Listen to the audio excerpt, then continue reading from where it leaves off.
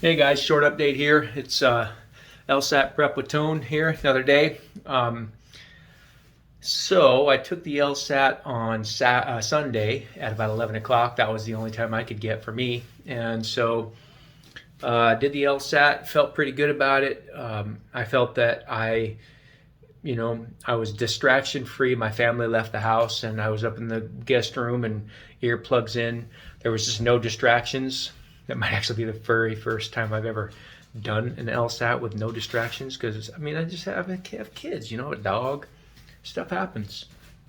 So that was nice.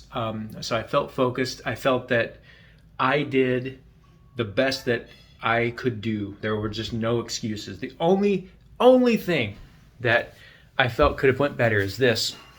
So LSAT Max's course in the practice tests. Let me show you real quick. Grab this up here. I didn't plan this out, so sorry for the delay. But LSAT Max's course, they have practice tests, right? So in your practice test, it looks here. So you'd be doing this practice test. Let's just say we resume this. So when you pick an answer, let's say you're going to pick answer A here. It moves you. Let me show you a bit better way. Back to assignments, and we're going to start over here. So if I pick answer choice A here, it automatically moves me to the next question. All right. So the actual LSAT on ProctorU, when you choose an answer choice, you also have to now go down to the bottom of the screen and click an arrow to move to the next question. And here's where that becomes effective. This is where it affects your strategy, or my strategy. I'm not at the point where I can finish all the questions on any section, so bubbling or just answering questions without actually doing the work, just guessing basically, is part of my strategy. Okay, so I usually reserve somewhere in the neighborhood of a minute, 30 seconds to a minute, depending on which section it is, to guessing answers for the remainder of a given section. And that was sufficient on LSAT Max's testing deal. Now, I didn't do what everybody told me to do, which is go to LSAT's website, get on LawHub, and test out the way the test looks, because the process of going through questions on LSAT Max's course is, if you're in a practice test, you click the button and then it moves you automatically to the next question. On LSAT's ProctorU software, you click your answer choice and then you click a right arrow or a left arrow wherever you want to go.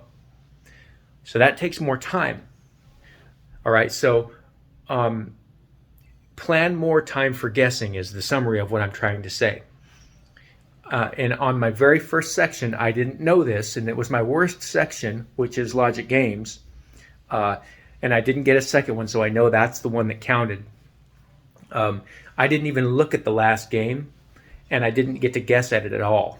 So I gave up at least one answer, probably one answer choice that I would have gotten, 1 point. I didn't have any time to guess.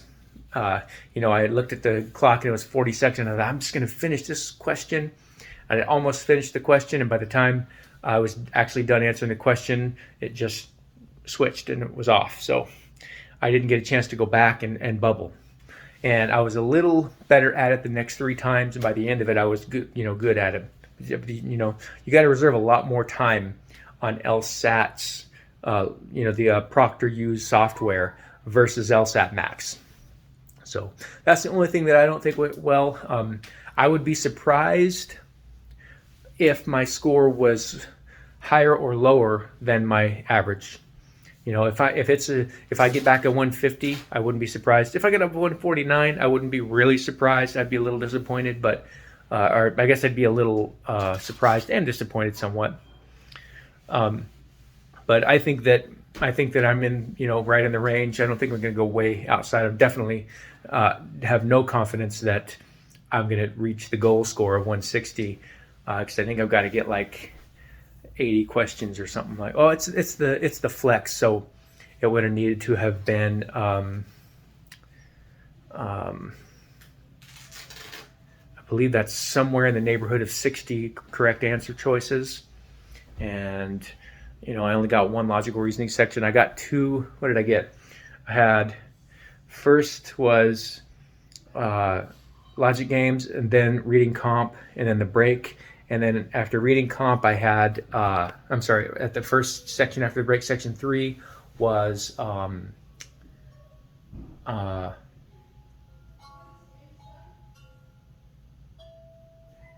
it another reading comp?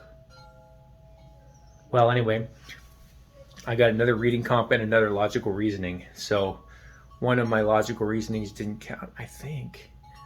No, I definitely didn't get 2 logic games. So I got, on the last part, I would have got a logical reasoning and one other reading comp. That's what it was. So my 4th section was a reading comp section. So one of the 2 reading comp sections didn't count.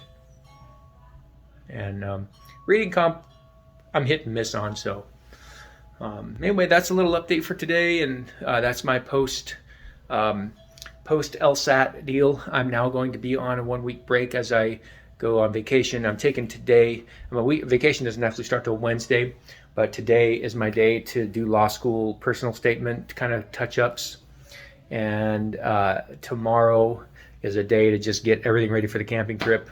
And then when I go on the trip, we'll be gone for a week. I'm actually going to be doing a section every day, so I'm still going to continue studying, but just kind of trying to maintain where I'm at, not trying to make any headway.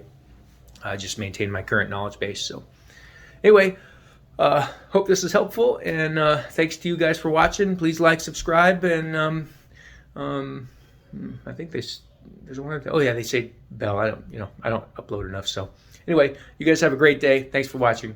Chris the LSAT.